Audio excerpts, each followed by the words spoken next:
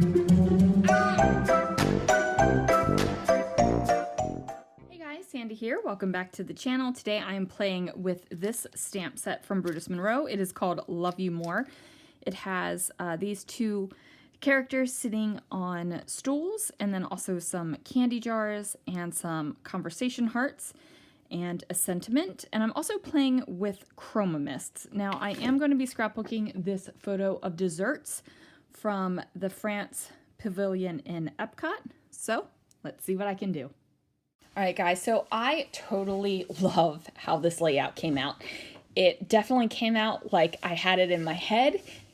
And when you have a project that turns out like the vision in your head, it's just like an ice cream sundae with the cherry on top. Do you know what I mean?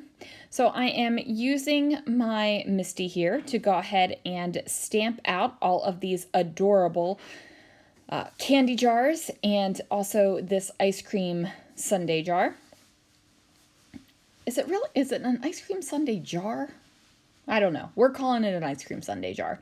And then I stamp two of them over again so that I have a whole bunch of them. Now the beautiful thing about using a stamp positioner tool is that you can go ahead and restamp it so that your stamping is nice, crisp, and clean and dark. So I'm taking all of my Chroma Mists here and I'm just painting directly out of the bottle. And I am just going through and randomly painting in the candies and also the little ice cream things. Now, I did do a mixed media background with the Chroma Mists. I did the packaging technique and then splattered some on top of it. But unfortunately, that video was corrupted. It did not play. But there it is. That is all done with Chroma Mists. Now I decided to throw a couple lines of washi tape across this page. That way I would have a nice little base. I cut this candy jar out with one of the electronic cutters. And then I decided that I wanted it to be this dark color right here of this Chroma Mist. So I am putting it in my messy box, which is what I use when I am spraying stencils and things like that. And then I just decided to use a paintbrush and really just coat this sucker so it had this beautiful, deep color. So I go ahead and put that off to the side and pick that guy up. And then I'm going to use my heat tool to dry him. Now you could see on the other side, this almost completely saturated the paper, you guys. Like I made sure that this was full and dark and deep. It did not take long to dry because it was just such a thin little cutout. But I needed it to dry before I could make my shaker out of this, because if I did not have it dry when I adhered my plastic to it, it would not have stuck. It would have fallen apart. So now I'm going to grab a little bit more of the cardstock, and then I'm going to put all of these hearts down. Now these also come from the stamp set, and I'm just putting them kind of upside down and right side up next to each other. That way I can fit more hearts on the paper. Now I'm making sure that they aren't touching each other. And that is because I want to be able to fit as many hearts on this little scrap piece of paper as possible. So I went and pulled some Distress Oxides that were a coordinating color to my mists here. So they might not be the exact same shade, you guys, but they coordinate enough with my Chroma Mists that it works out well. So I am wiping them down in between each one. Just going to go ahead and get them down, and then I will pull them off, and then I'm going to do the other colors as well. And like I said, this is not an exact match, but it's close enough. And once you see the layout all put together, I think you'll agree that it's close enough. So I do know that a lot of people don't stamp with distress inks because they are more of a technique ink than a stamping ink, but for this purpose, it completely works. I'm going to go ahead and get my hearts back on my stamp sheet here.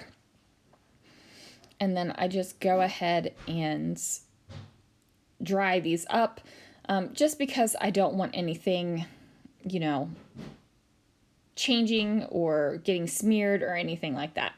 Then I'm going to take my embossing ink pad and I'm going to lay down embossing ink on all of these hearts. And then I'm using embossing ink in Icicle.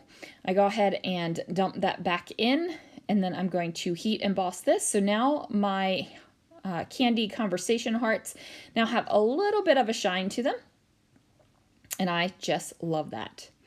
I just think it adds just that tiny little bit of extra that makes your layouts go from wow to wow. You know what I mean? Like sometimes you got to do those little tiny extra details. So now I am going to fussy cut all of those hearts out. Don't worry, I did not make you watch that. So now this is a piece of heat resistant vellum in here. So I am just going to go ahead and use my candy jar as kind of a template. And then I go ahead and stamp the sentiment that is also on that stamp set. And I am just going to go ahead and heat emboss that with Raven embossing powder.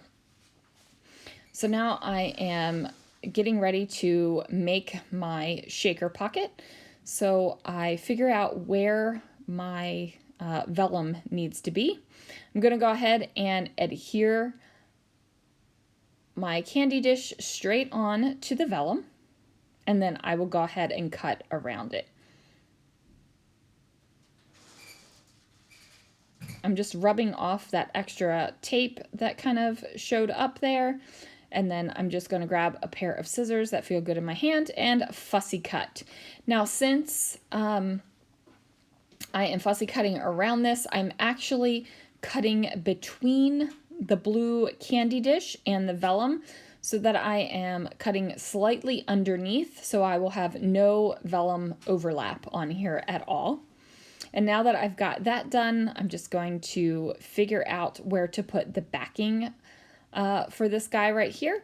Now I decide to use some pop foam to fill in the gaps around where my shaker is going to be. I mix up my hearts. I pulled one of each one out, and now I'm just going to put them over top of my vellum. And then I also grab some sequins, and I'm going to put some sequins in there as well. And that's just going to give me a little bit of sparkle and shine with all of those conversation hearts that are inside of the candy packet here. So I go ahead and put the backing on, and now I have a really cute shaker candy jar. And I add some pop foam to the jar as well, so my lid is not going to fall down to the paper. And now I am super excited with that. I'm going to go ahead and add some adhesive and overlap my photo just ever so slightly. And now I'm going to use all of those little candy jars and ice creams and hearts that I had fussy cut out. So I'm going to create a horizontal line right where my washi tape is, and some of them I'm going to pop up and some of them I'm going to leave flat on the page, and it's just all random. I'm trying not to get the same exact jar or ice cream right next to each other. I am trying to go ahead and get a variety while I'm doing this.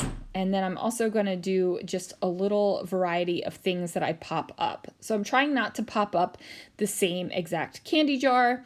And then I'm making sure that I include some of these hearts as well. You really can't see the sentiments on the hearts inside of the candy jar, but you can see the sentiments that are on this line of embellishment right here. Now, you might not be able to see it that great here in the video, but I promise you in real life you can.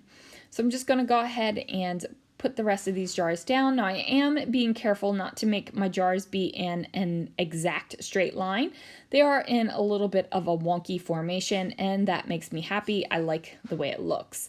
I also decide to go ahead and cover up the big jar just a little bit. That way it doesn't look like the big jar is just kind of like bam out there in your face. Kind of blends in a little bit better. So now I go ahead and throw some stickers on there from my stash that says breakfast or dessert. And then I'm going to add some more of those sequins that I had and I put inside of the jar. I'm going to use that to decorate the outside of the page as well. And all that, oh goodness, I'm so sorry.